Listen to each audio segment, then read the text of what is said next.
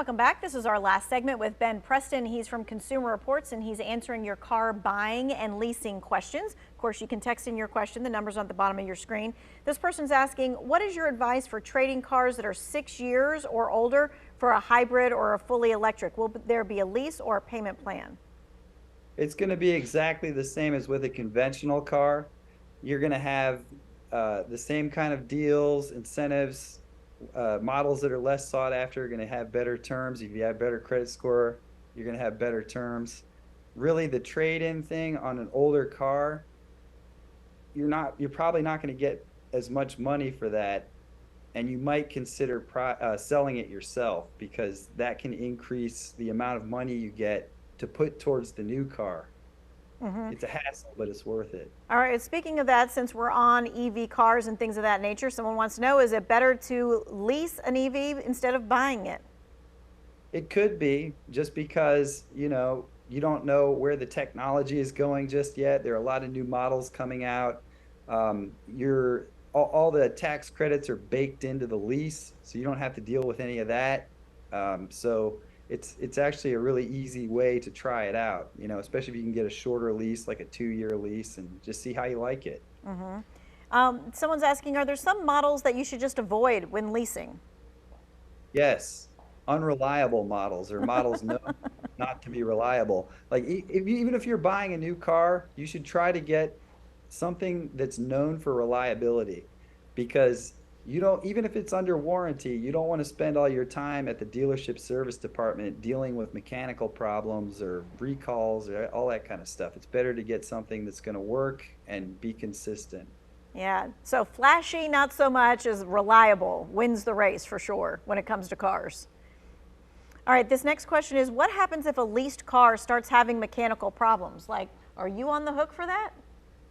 Usually not, because leased cars are typically under warranty. I mean, you can lease older cars in some cases, but it's not a normal thing and it's not usually advisable.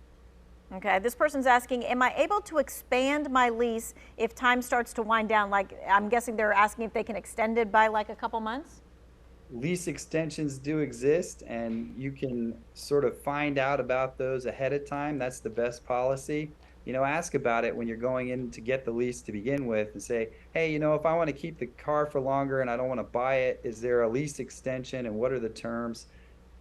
Chances are you can do that. Okay. But again, it's not going to be under warranty maybe. So just check that as well.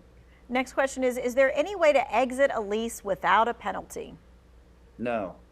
Period. That's it. Okay. What are some negotiating tips for the leasing process?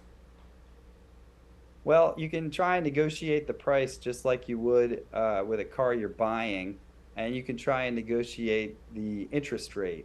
So there are some things you can deal with there. You can also factor in your down payment.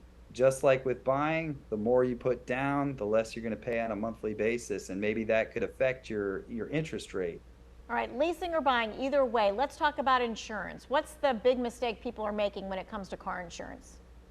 From what I've been able to tell, the biggest mistake people make is that they don't get enough liability insurance. I mean, obviously for a new car, you're going to be required to get collision and comprehensive insurance. State minimums usually don't cut the mustard. There's usually different numbers for what they'll cover for bodily injury or medical payments if somebody's injured or killed in a crash. If you live in some place where people are driving expensive things, medical procedures are very expensive. Let's say 3 people get killed, 50-50-50, or injured, medical payments, and your insurance only covers 20 per person. Well, you're left holding the bag on whatever's left over. So that could be a really expensive thing for anybody. Okay, good to know. Make sure you up that liability. Thank you so much for your time and your expertise. If you missed any of this, it's going to be in the 2 Wants to Know section. WFMY News 2 at 6 is coming up next.